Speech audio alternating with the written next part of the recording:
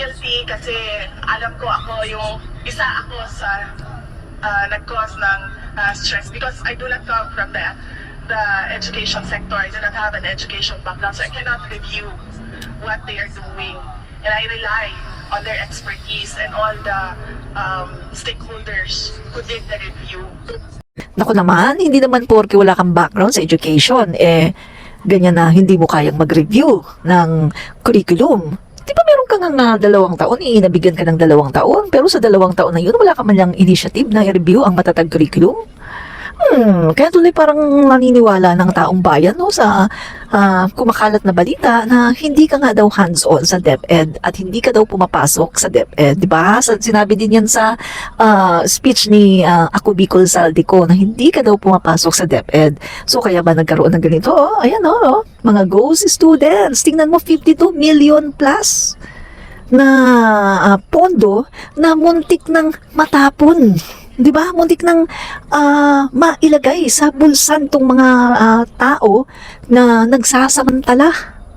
Mabuti na lang at nakita yan ng bagong DepEd Secretary, si Secretary Sani Angara. Paano kung hindi? My God, that's taxpayers' money. Galing yan sa bulsa namin, ng taong bayan.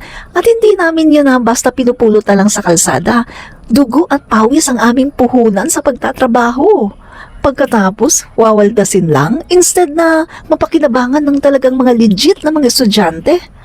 Mabuti na lang at yung ating DepEd Secretary ngayon ay talagang hands-on at lahat talagang kanyang tinitingnan. At eto nga, nakita. At ngayon, ongoing ang investigation. Biruin mo 12 na private schools ang involved dito.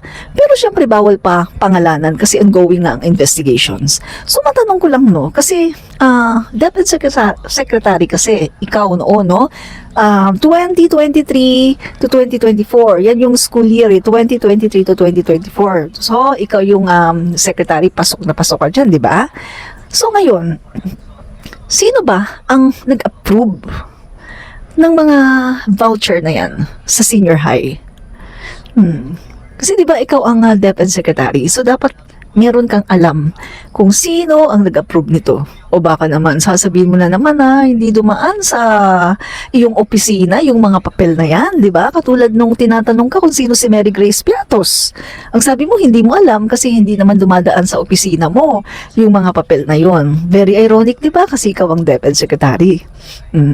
So, paliwanag, no? Dapat maliwanagan ng taong bayan kung ano ito, kailan nag-umpisa itong mga fraud na ito, no? Itong mga pandaraya na ito, na instead na napupunta sa tunay na mga beneficiaries, dito napupunta sa mga ghost students.